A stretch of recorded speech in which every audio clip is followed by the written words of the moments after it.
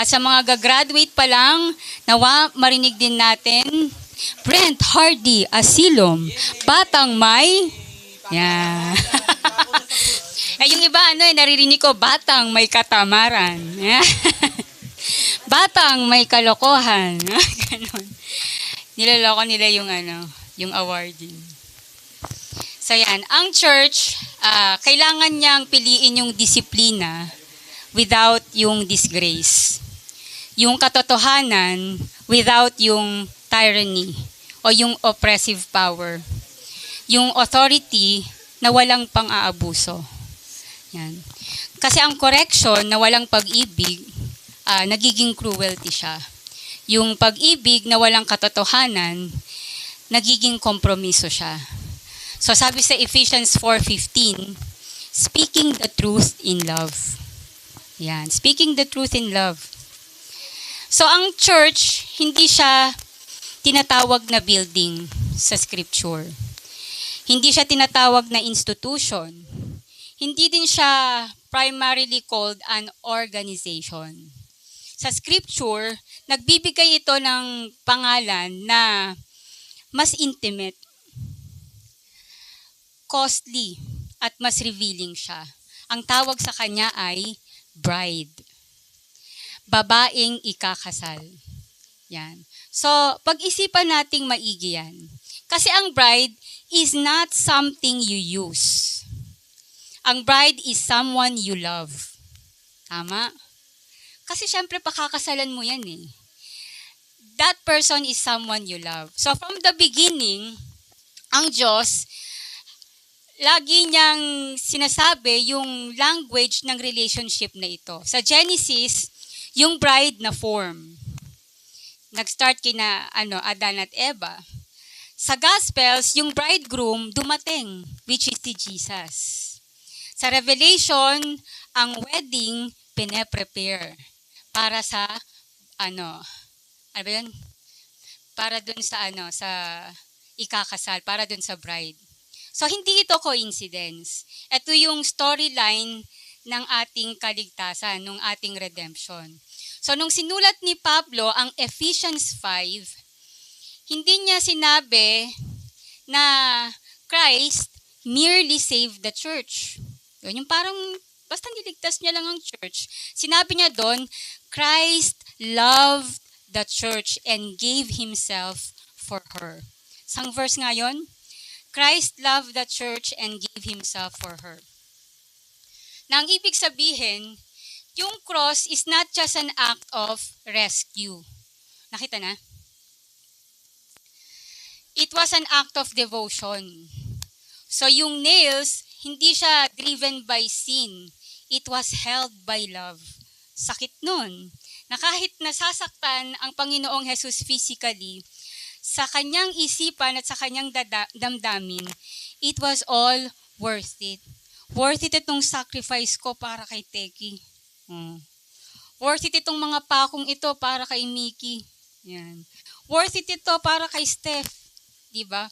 Worth it yan para kay Kian. Diba? Kahit nakagupitin pa nila ako ng marami, mailigtas ko lang si Ronron. Yan. Worth it yan.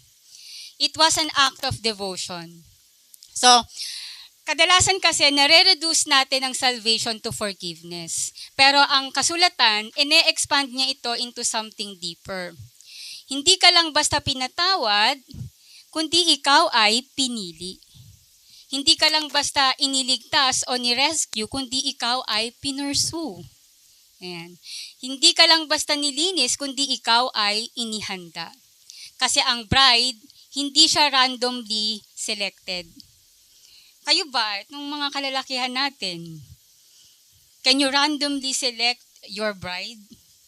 Di ba, pinupursu mo yun, talagang kinikilala mo yun. Ayun. At kapag nakita mo siya at natagpuan mo siya, talagang siya na at ibibigay mo yung iyong buhay, yung buhay mo para sa kanya. So, ang bride, she is intentionally chosen. Pero ito yung isang message na hindi tayo komportable. Kasi ang church ay bride, so ang buhay natin hindi dapat casual. They are covenant. Pumapasok tayo sa isang tipan o sa isang covenant. Sabi ni Pablo sa 2 Corinthians 11:2. Ito na lang. 2 Corinthians 11:2. I promised you to one husband, to Christ. Ayun, basahin natin.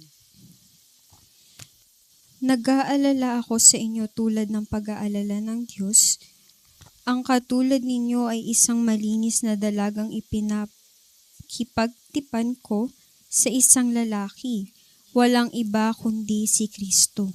Ayan. So, ibig sabihin, ang pananampalataya natin is not meant to be divided. Hindi siya dapat half devoted. Kayo pa, gusto nyo yung lalaking pumili sa inyo, half devoted sa inyo, o yung babaeng pakakasalan ninyo, half devoted sa inyo, distracted. So, hindi siya dapat half devoted, hindi rin siya distracted, at hindi din siya emotionally distant. Kasi ang bride, kapag humarap na siya sa altar, ng may divided heart, di ba? Tingnan nating maigi, yung bride, kadalasan humaharap sa altar na divided ang kanyang heart. Ayan. So, masasabi ba, halimbawa, sino bang ikakasala dito? Ay, masasabi ba halimbawa ni Tintin na buo na yung kanyang puso kay Flores? Mga ganon. Diba? And yet, dito nag-i-struggle ang maraming believer. Mahal natin ang Diyos. Pero mas mahal din natin yung comfort. Sumusunod tayo sa Panginoong Diyos, pero nakikipag-flirt tayo with compromise. Umaawit tayo ng mga devotion, pero namumuhay tayo na distracted. So, ang greatest threat sa mga bride is not persecution, kundi yung distraction. Kasi itong distraction, unti-unti niyang inaalis yung devotion niya sa kanyang bridegroom. So yan, sa Revelations 19, merong powerful moment doon na kung saan the wedding of the Lamb has come and his bride has made herself ready. Yung bride has made herself ready. So, tingnan natin yung phrase. Made herself ready. Hindi siya earned salvation, hindi siya achieved perfection, but prepared her heart. Kasi ang holiness, hindi siya pressure. This is not about pressure, it's about preparation. Preparation. Sabi mo sa katabi mo, preparation. Kasi ang Panginoong Diyos, hindi siya naghahanap ng perfect bride. He is preparing a devoted one. So, mag-iiba yung pagtingin natin dito sa obedience. Kasi ang obedience, hindi na siya magiging duty lang para sa iyo. It becomes a desire. Kasi may pag-ibig na nare-reciprocate on both sides, sa bride at sa bridegroom. So, nagiging desire siya. Because when you love someone, hindi ka nag-o-obey out of fear. Nagre-respond ka out of affection. Kasi mahal na mahal mo siya eh. Kaya lahat gagawin mo para sa kanya. Pag-isipan ninyong mabuti, ang bride does not prepare for her wedding reluctantly. Ang mga babae talagang sobrang pinaghahandaan nila yung kanilang wedding. So, she prepares with anticipation. Talagang nagka-countdown pa yan. Papunta doon sa selected na date. So, meron siyang focus at nag-e-expect siya ng may kagalakan. So, parang meron bang ikakasal na parang, yan nakatapusan na ng mundo ko, mga ganon. Ganon ba yun? Hindi lahat ng ikakasal excited kasi paparating na yung yung groom niya eh. Yun. So, meron siyang expectation with joy. May focus siya, yung focus niya with joy, hindi yung parang pasan niyang buong daigdig. Hindi ganun ang ikakasal. So, bakit ang Diyos ginamit niya itong imagery na to? Kasi gusto niya na maunawaan natin yung isang bagay na nami-miss ng marami. Ang Christianity is not just about believing in Christ. It is about belonging to Him. You belong to Christ. You're not just believing in a God, but you belong to Christ. Amen. At yung pagiging belong mo sa Kanya, it changes everything. It changes how you think. Binabago dito kung paano ka mabuhay, kung ano yung mga tinotolerate mo, kung paano ka lumakad, o ano yung nilalayuan mo. Kasi hindi mo na nire-represent yung sarili mo. Yan. Nire-reflect mo na ang iyong bridegroom. So, hindi ka lang basta nagdadala ng isang pangalan o magdadala ng isang pangalan, kundi dala-dala mo yung kanyang puso. Tama? Ayan. Nandito si Arnold sa puso ni Tintin. Ayun. Kaya nga, yung compromise, mahalaga eh. Yung purity, it matters eh. Yung intimacy with God, it should matter to a Christian. Kasi ang Diyos, hindi niya tinatry na kontrolin ka. Kundi committed ang Panginoong Diyos sa iyo. Amen. So ito yung part na isang bagay na ma-humble tayo eh. Si Christ, He did not choose a perfect bride. He chose a broken one. Parang, sino ba tayo at ano ba tayo nung hindi pa natin tinatanggap si Kristo? Tayo yung distracted one. Tayo yung kung san-san na pupunta. We are wandering one. So yun. So kahit na ganun, He loved her anyway. Kahit na ang daming mong pagkukulang, still mahal ka pa rin ng Panginoong Diyos. Ang biyaya ng Diyos, hindi nito nilolower ang kanyang standard. Nililift niya o iniaangat niya yung kanyang bride. So nililinis niya ito, nire-restore niya ito, nire-refine niya, hindi para i-reject, kundi para i-redeem. So ang ibig sabihin, yung current struggle mo ngayon, it doesn't qualify you as a bride. Yung weakness mo, it does not cancel yung calling mo. Yung imperfections, hindi niya tinatanggal yung iyong identity in Christ. Kasi ang bride, hindi siya dinedefine where you started. Amen. Kung paano ka nagsimula. But by who she belongs to. Kanino siya? Para kanino siya? Tanungin mo nga yung katabi mo, para kanino ka ba? Ayan. One day, etong metaphor na ito, hindi na siya magiging metaphor. Yung bride and bridegroom, si Christ at ang church, it will be a reality. So sa Revelation, dinidescribe itong moment na ito, na kung saan ang kalangitan ay nabuksan at ang bride ay handa. Handa ka ba? Siya ay nadadamitan ng katuwiran. Siya ay napakaganda. Siya ay nakahanda. At yung bridegroom, darating, wala nang delay, wala nang distance, wala nang pag-aantay. Ang history natin, hindi lang siya basta papunta sa chaos, kundi ang ina-anticipate natin, we are moving toward a wedding. Yan. Papunta tayo doon sa kasalan. Ikaw, saan bang punta mo? Ayan. Baka sa digmaan. Hindi doon ang punta natin sa kasalan. So, ang question, hindi lang basta, do you believe in God? Kundi ang deeper question is, are you living like the bride? Ikaw ba yung tipong ikakasal kay Kristo? Are you preparing or just attending? Amen. Are you devoted or involved ka lang? Nag-aantay ka ba with anticipation or distracted ka ng maraming bagay?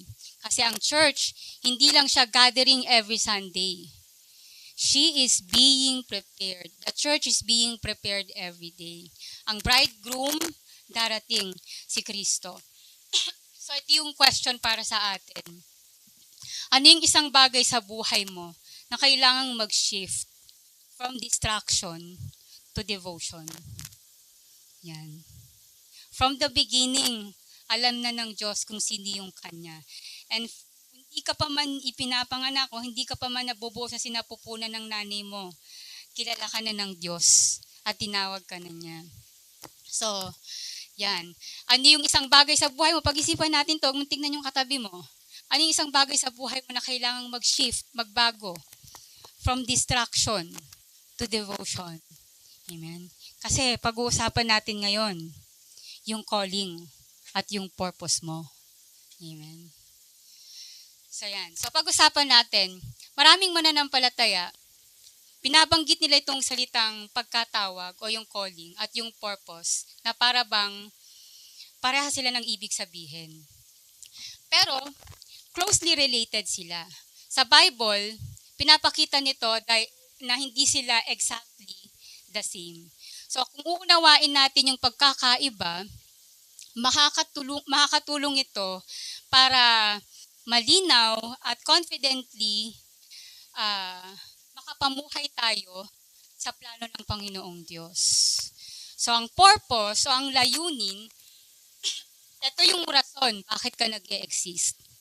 Bakit ka nag-e-exist?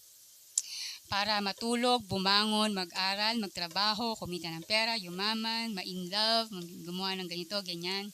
Yun ba yun? Yun ba yung reason why you exist? So ang purpose, ina-answer niya yung tanong, bakit ka nilikha? Bakit ako nilikha? Yung purpose mo, ito yung kabuuang intensyon ng Diyos sa iyong buhay. Ito yung big picture kung bakit nandito ka sa mundong ito. Amen? Ang Bible nire-remind tayo, sabi sa Ephesians 2:10,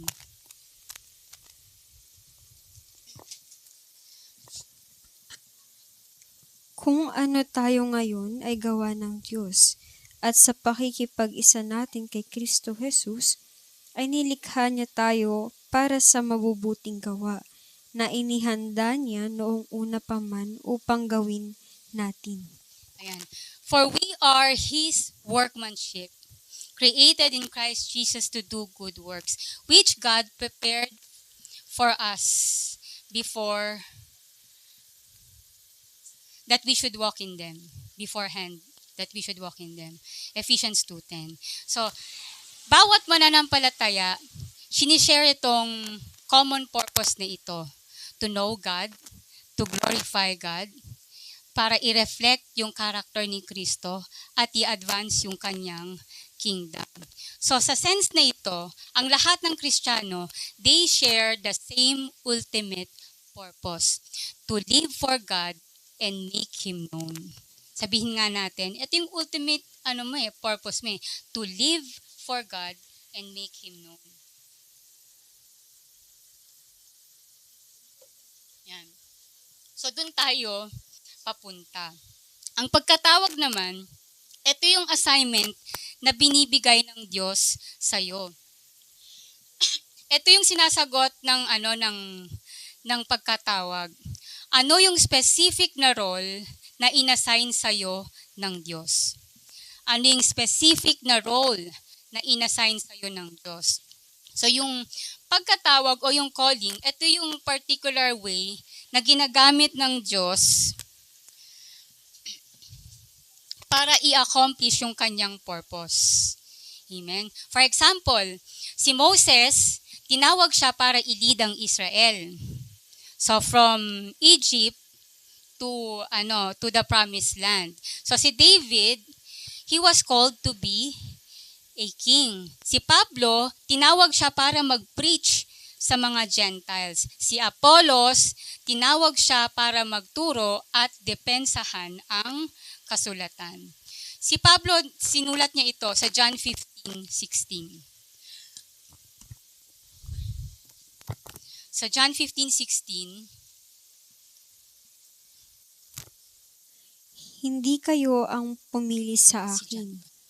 Ako ang pumili sa inyo. Hinirang ko kayo upang kayo'y humayo at magbunga at manatili sa inyong bunga. Sa gayon, ang anumang hingin ninyo sa Ama, sa aking pangalan ay ibibigay sa inyo. Ayan. Yung calling ninyo o yung pagkatawag sa inyo ng Diyos, ito yung specific task, yung role o yung assignment na ibinigay sa iyo ng Panginoong Diyos. Yung calling mo, ito yung path na daraanan mo. So, meron tayong isang purpose, pero may iba-iba yung mga pagkatawag. So, lahat tayo we shared yung iisang purpose, pero iba-iba yung pagkatawag sa atin kasi iba-iba tayo ng gampanin. So, isa tayong katawan na iba-iba yung bahagi. So, yan. So, habang ang lahat ng believer, sinishare nila yung same purpose, pero yung calling nila, it can be different. Some are called to preach. Some are called to teach. Yung iba naman tinawag para mag-lead ng business. Yung iba naman tinawag para mag-raise ng family na magbibigay ng parangal sa Diyos. Yung iba naman tinawag to serve quietly behind the scenes. Sila yung tagahugas ng plato, sila yung behind the scenes. Ganun. So si Pablo, inexplain niya ng maganda ito. So sabi doon sa 1 Corinthians 12:5, Iba't iba ang paraan ng paglilingkod, ngunit iisa lamang ang Panginoong pinaglilingkuran. Ayan. Different callings, pero isa lang yung divine purpose. So yung calling mo, pwedeng magbago, pero yung purpose mo nananatili. Sa buhay, ang Diyos, pwede niyang i-lead yung isang mananampalataya into different assignments. Pero ang purpose mo, it remains the same. Si David, nung una siya ay shepherd. Tama? Nag-aalaga ng mga tupa. Later, he became a warrior. Eventually, he became a king. Ayan. So, yung assignments niya, nagbabago, pero yung kanyang purpose to serve God's plan, nag-remain yun. Naging constant yon. Yung calling pwedeng mag-evolve, pero yung purpose mo, it never changes. So, isang simpleng paraan para maunawaan natin. Yung purpose, ito yung dahilan bakit ka nag-exist. Yung calling mo, this is what God asked you to do. Yung purpose mo, ito yung mission mo. Yung calling mo, ito yung role na gagampanan mo doon sa mission na yun. Amen. So, ito yung encouragement para sa atin. Kasi malamang o marahil, nagwo-worry tayo kasi hindi pa natin na-discover yung exact na calling natin. Pero tandaan nyo ito, kapag pinupursu mo ang presensya ng Diyos, kapag lumalakad ka ng may pagsunod sa ating Panginoon at nagsiserve ka sa Kanya faithfully, kung nasaan ka, yung calling mo, it will gradually unfold. Lilitaw din yun. So, ang mahalagang bagay lang, hindi ka nag-chase sa title or position. Na para bang gusto mong gayahin kasi parang nandito ang spotlight. O nandito, mapapalakpakan ka dito. Hindi ganon. So, we are not chasing title or position. So, ito ay paglakad ng araw-araw sa Diyos na siyang tumawag sa atin. Kasi ang Diyos na lumikha sa atin, siya yung nag-design ng daraanan mo sa buhay na ito. At kapag sinusunod natin ang Panginoong Diyos, yung pagkatawag niya sa iyo o yung calling mo, it will lead you directly sa iyong purpose. Amen. So, napakahalagang bagay. Ay, ang bilis ko, Daddy. Ayan. So, itong invitation para sa atin. Ang sabi ng salita ng Diyos, ang sino mang gustong sumunod sa akin, he must carry his cross. Yan, limutin ang kanyang sarili. Yan, carry his cross and then follow me. May pagsuko sa ating Panginoong Diyos. Amen. So, sinishift ko kayo una sa isang image ng babaeng ikakasal. Kayo yun eh. Tayo yun. Amen. So, ayan. So, naghahanda tayo sa pagdating ng Panginoong Diyos. At habang tayo naghahanda, nakatuon tayo doon sa pagkatawag at layunin ng Diyos sa ating buhay. So, yan.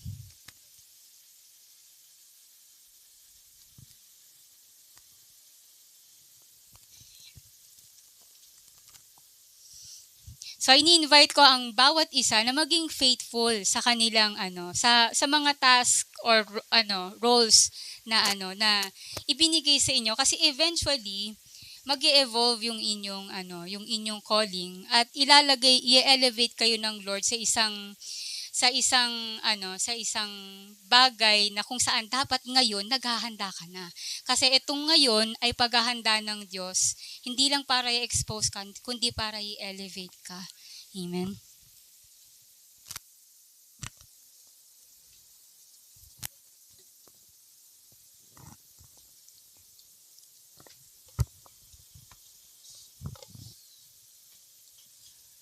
So, paghahanda. Handa ka na ba?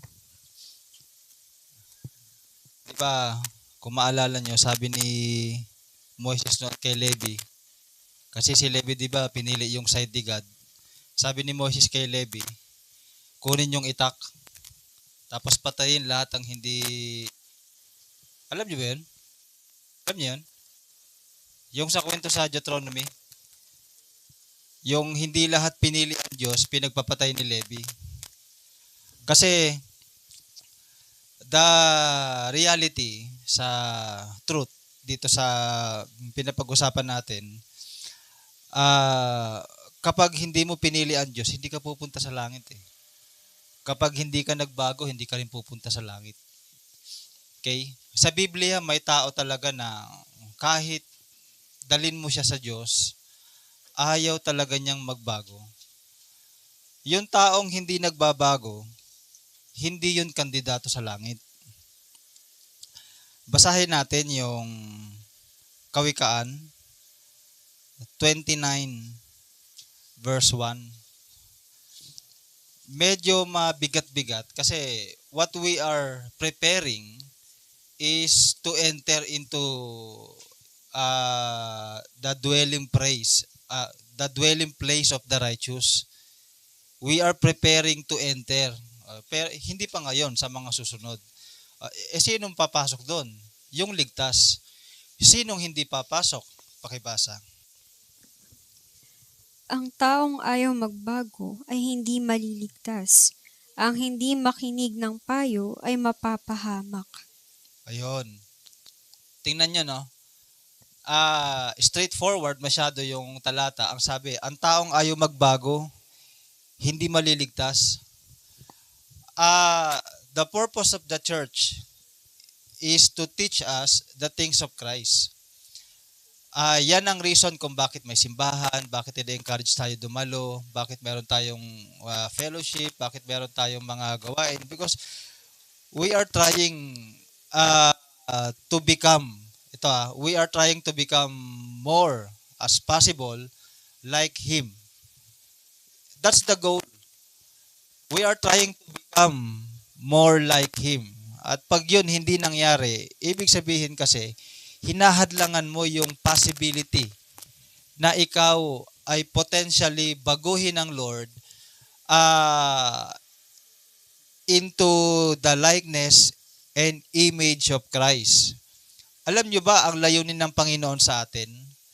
According sa Romans chapter 8, verse 30, is to become more like His Son, Jesus Christ. Sige, pakibasa nga nun.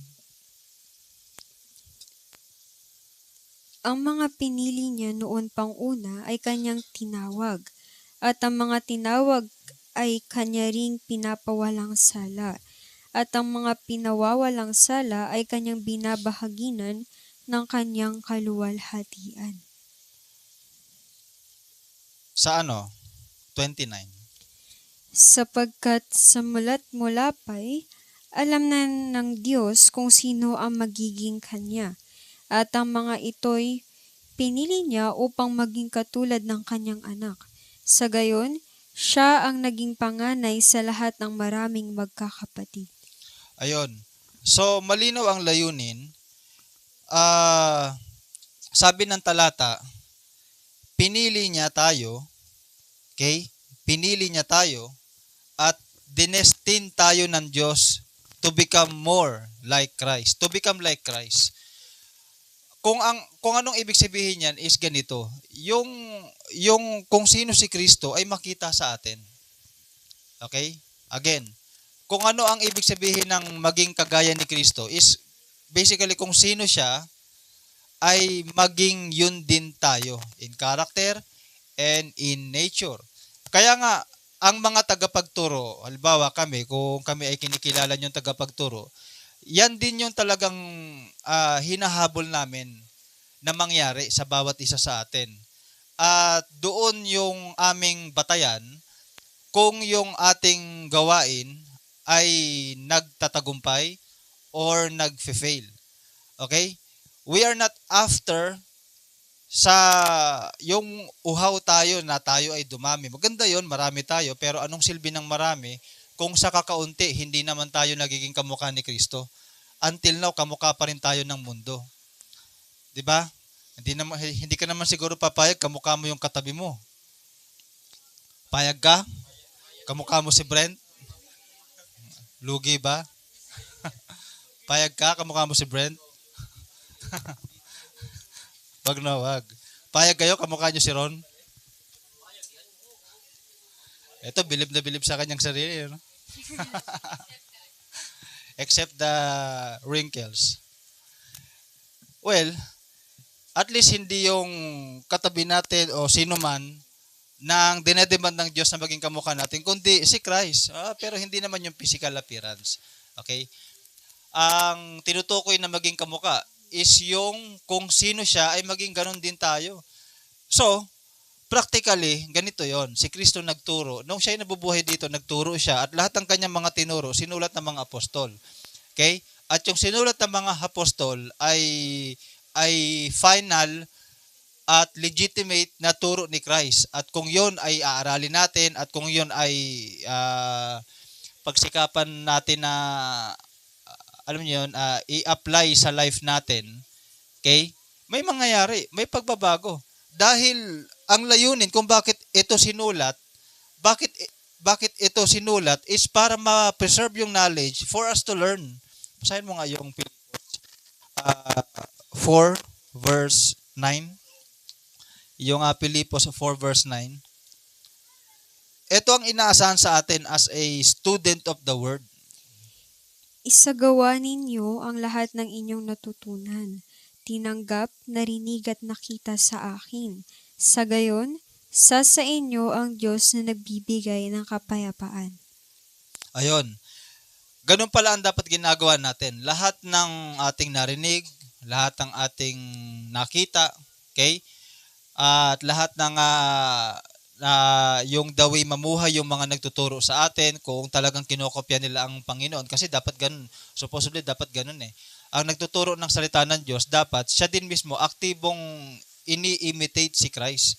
Para kung sakali yung tao, hindi niya magets yung mensahe, dahil kung minsan malalim, kung minsan malawak, di ba merong ganun mga tao, medyo hirap matuto sa salita. Para tayong mga bata, pwede naman tayong matuto doon sa mga nakikita. Di ba? Hindi mo man maintindihan kung bakit tinuturo sa Bible kung paano magpatawad, nakikita mo naman sa mga kapwa mo Kristiyano na sila ay nagpapatawad at nakikita mo na yung buhay nila ay nagiging okay, nagiging mapayapa dahil sinusunod nila yung kanilang natutunan. So sa'yo bilang isang Kristiyano na halimbawa hindi mo pa naiintindihan yun sa salita ng Diyos, at least meron kang someone na nakapaligid sa'yo na mga kapatid mo sa pananampalataya na sila nagagawa nila, at kung oobserbahan mo yung buhay nila na sila ay sumusunod sa Panginoong Hesus, may makikita kang nakaka-attract sa kanila. Okay? Kaya ang sinasabi sa atin ng Biblia, isagawa natin, i-apply natin, gawin natin lahat ng ating narinig. Kung sakali man hindi natin makita, okay, sa kanila yung inaasahan natin na dapat makita na siyang natututunan natin sa salita ng Diyos, hindi din naman problema. Ikaw naman natutunan mo na, naiintindihan mo na. ang ang ang mahalaga lang naman doon, nakuha mo yung mensahe. Pagka nakuha mo yung mensahe, it's either dahil naintindihan mo sa pamamagitan ng pagtuturo or nakuha mo dahil ginagawa ng mga kapatid. Kahit anong parang nakuha mo ang mensahe, basta nakuha mo, gawin mo. Okay? Dahil at the end of the day, ang nagmamatter lang diyan, if you know what is right, you are accountable to do it. Okay? Kapag alam mo na ang tama, accountable ka nang gawin 'yon. Okay? Yan ang sabi ng Biblia sa James chapter 4 verse 17 eh. Ang sino mang nakakaalam ng tama at hindi ginawa ay nagkakasala. Kaya nga sabi ng mga apostol, abay maigi pa na hindi na lang natin natutunan. Tama? Maigi pa na hindi na lang natin natutunan. Kaya nga lang naririnig natin eh. Alam nyo kasi, anumang bagay ang naririnig natin sa salita ng Diyos, nagiging accountable talaga tayo. At yun ang gagamitin ng Diyos na basehan ng kanyang paghatol sa atin. Kaya kung halimbawa, kayo'y nakakahunawa ng ilang mga bagay, huwag nyo sabihin kaunti o marami kang naiintindihan. Okay? Yung isang tao na maraming naiintindihan, hindi dapat niya i-judge yung kakaunti ang nalalaman dahil it doesn't matter kung marami kang nalalaman sa salita ng Diyos or kaunti ang nalalaman mo sa salita ng Diyos. At the end of the day, again, ang mahalaga doon, yung maraming alam, ina-apply ba niya? Yung kaunti ang alam, ina-apply ba niya? Hindi naman issue sa Diyos kung gaano karami ang iyong nalalaman eh. 'Di ba? Ang issue sa Kanya, kung ina-apply mo ba yung maraming nalalaman mo o yung kaunting nalalaman mo. Amen? Bakit? Kasi ang tinitingnan natin dito, yung Kristiyanong nagbabago, yun ang maliligtas. Kasi nga, di ba yung binasa natin kanina, ang taong ayaw magbago ay hindi maliligtas. Bakit ayaw niya magbago? Paano niya pinapakita na ayaw niya magbago? Alam niyo kung paano? Kung babasahin natin yung buong chapter na yon na Kawikaan chapter 29, nireveal dun yung hindi pakikinig. Yung hindi pakikinig, senyalis na yon ng kawalang interes ng pagbabago. 'Di ba? Ang tao, sabi ng Biblia, sabi ng isang talata doon sa Kawikaan chapter 29, ang alipin, kahit ang alipin, hindi natuturuan sa salita kung ayaw talaga niyang matuto. Basta ang isang tao ayaw matuto, wala talaga yung pag-asa. Kaya na-realize ko, sa mundong itong ginagalawan natin, ang taong walang pag-asa, yung taong ayaw makinig, walang pag-asa yun. Yung taong ayaw makinig ng saway, ayaw makinig ng aral. Ang salita ng Diyos pinapangaral Saan ka ba magsisimula kapag sinasabing magbabago ka? Magsisimula ka sa pakikinig Kaya kung dito pa lang, dispalinghado na, hindi ka na nakikinig ng saway o ng aral o ng pagre-rebuke or anumang form. Okay? Sabi nga kahit pa yan ay sa form ng pagre-rebuke, o sa form ng pagtuturo, o sa form ng pag-encourage, lahat naman yan, iisa lang din ang pinapatungkulan yan Maturuan ka.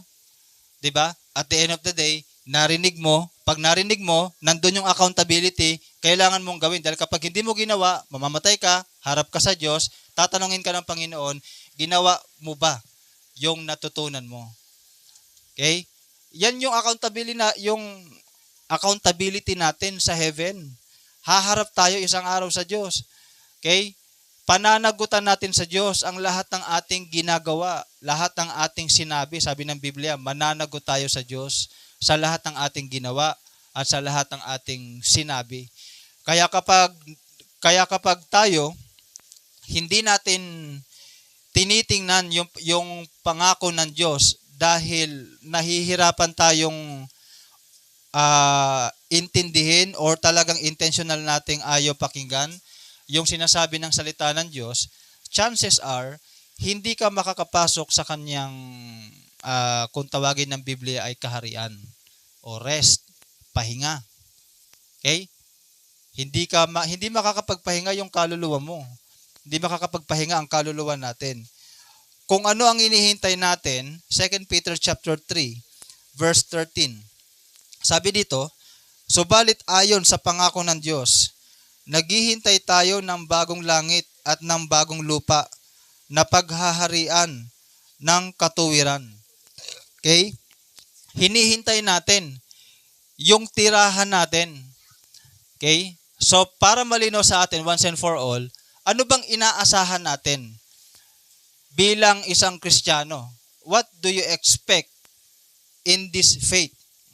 Bakit ka sumasampalataya in the first place? Bakit ka nandito? Bakit ka nagsisimba? Pwede ka naman matulog na lang sa inyo. Pwede ka naman, huwag na lang umatin dito. Maglaro ka na lang doon. O kaya, punta tayo sa mall. Pwede naman natin gawin yun eh. But why we are here? We are here dahil hopefully naintindihan natin yung reason ng pagdalo sa iglesia, sa church, is magpalakasan tayo. Sabi ng Biblia, magpalakasan tayo ng pananampalataya natin dahil malapit na siyang dumating.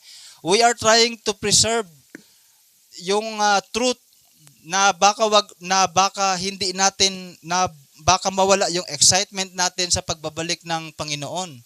Okay? So, inadya talaga ng Panginoon na merong gawain, merong simbahan para tayo lagi nating naririnig, lagi nating naalala, lagi tayong nare-remind na dapat wag tayong pakampante sa buhay natin. Sabi ng Biblia, mag-ingat tayo kung paano tayo mabuhay. Naalala niyo 'yon? Sa Ephesians chapter 5, 'di ba? Think carefully how you live. Sabi doon. Paano mo magagawa 'yon? Kung ikaw napapaalalahanan dahil ang totoo kahit ako halimbawa ako, wala akong kasama na kagaya ko na pwede kong makakwentuhan regarding my faith. Sa kung ano yung pananampalataya ko, malaki din ang chance sa aking palagay sa aking sarili na ako ay manghina at makalimot. Ganon tayo kahina. Okay? Kaya nga sinasabi ng Biblia, kailangan natin magdadalo, samantalahin natin ang pagkakataon, umaten tayo, para hindi tayo makalimot. Dahil ang layunin doon, para ikaw ay mapaalalahanan. Kasi nga, baka makalimot tayo. Baka makalimutan po natin na may hinihintay tayo. Ano yon? Yung pangako ng Diyos. Naghihintay tayo sa bagong langit at sa bagong lupa na paghaharian ng katuwiran. Okay? Baka mamaya may magtanong sa inyo, bakit ka nagsisimba? Baka mamaya ang sagot natin kung ano-ano. Kasi gusto ko maging maka-Diyos. What's the point of being godly? Natanong niyo na ba yun one time? What's the point of being godly? Bakit ka magpapaka-Diyos? Lahat may rason Kaya ka nagpapaka-Diyos dahil alam mo, ang buhay dito sa mundo, maiksi lang. Tama? Maiksi lang. Pagka namatay tayo, haharap tayo sa Diyos. Yun dapat yung lagi nating makita. Yun dapat yung lagi nating maisip.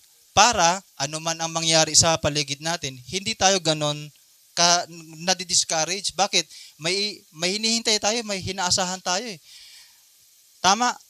Sa mundong to, nahihirapan tayo. Pero yung hirap na yun, kung positibo ka sa salita ng Diyos, maiisip mo Baka maisip mo ganito Okay lang yan.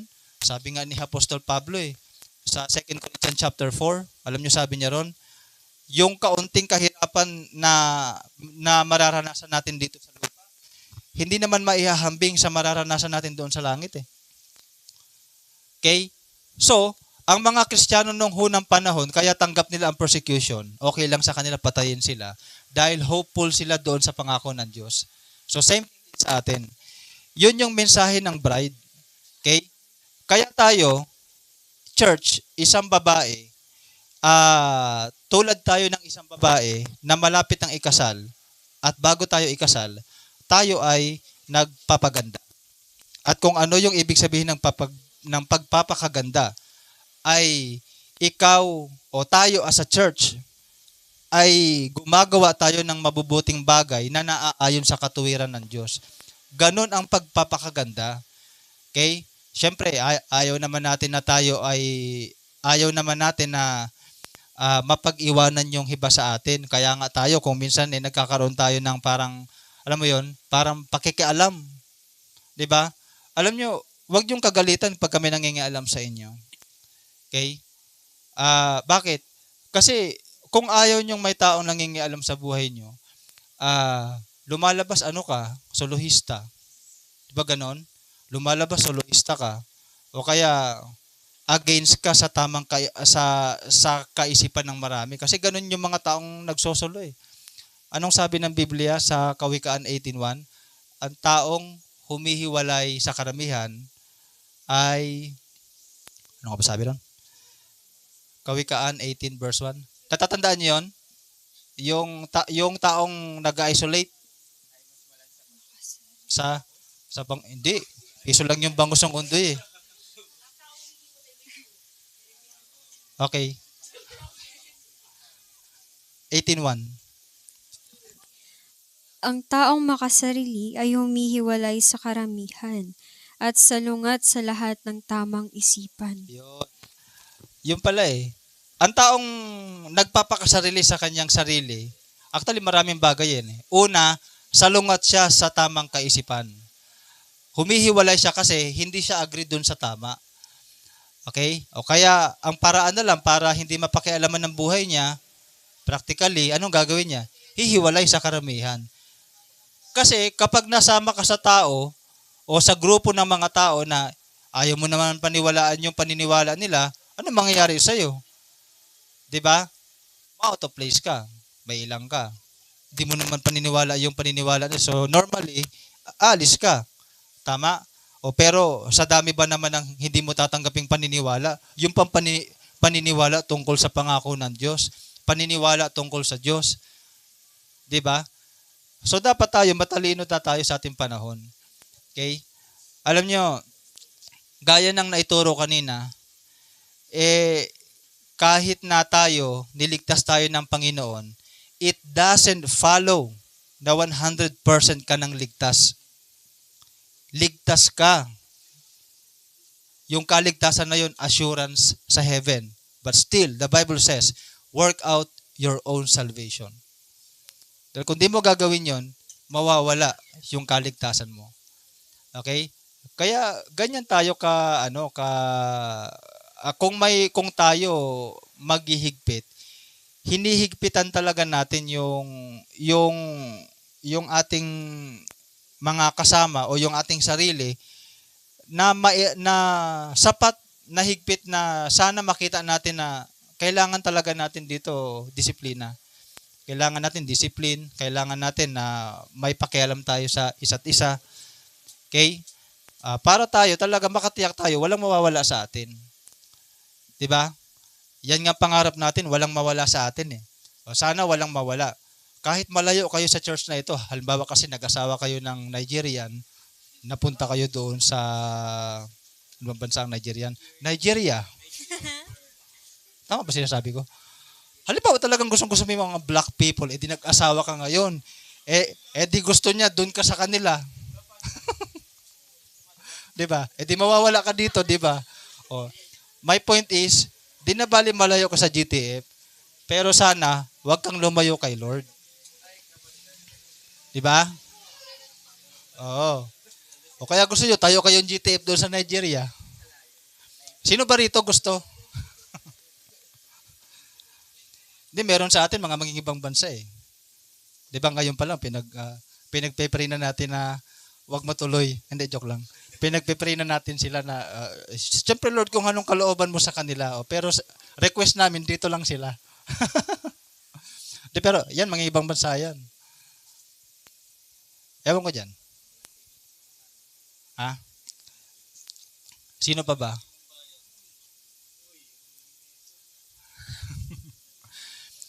Okay. I think sapat na yon. So, bilang conclusion,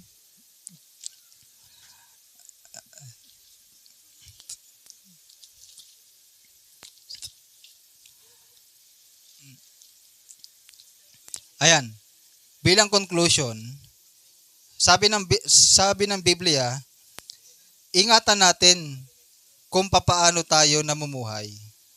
Yan. So,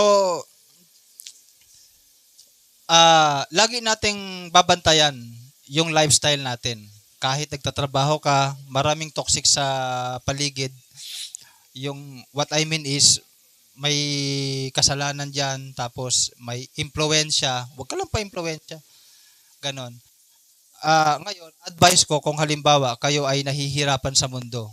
Halimbawa lang na parang talagang hindi nyo kaya. Sabi niyo talaga, malakas talaga ang mundo eh. Humahatak. Humahatak eh, no? Naka-primera eh. Lakas ang hatak eh, no? Kristiyano ka, kakagaling mo lang dito, tapos mamaya pupunta ka ron. Tapos, na-impluwensyahan ka agad. Nako, ibig sabihin, mayroong problema eh, no? Oh. Ibig sabihin nun, medyo mahina-hina pa yung ating ugat. No, parang halaman eh, no? Medyo mahina-hina yung kapit sa lupa, madali mabunot. Yun. Alam nyo, para maging matatag tayo sa pananampalataya natin, wala namang ibang solusyon eh, kundi maging active listener ka sa Word of God. Ganun lang talaga. Kapag ka malakas ang tukso, mag-pray kayo, read your Bible, o kaya pumunta kayo dito, makipagkwentuhan kayo sa amin kung gusto nyo. Humingi kayong counsel. Okay? Ang punto ko, punuin mo yung isip mo ng salita ng Diyos. Yan lang ang magsasalba sa'yo sa tukso, sa toxic environment, at sa negative influence ng mundong ito. Okay? So tumayo tayo lahat.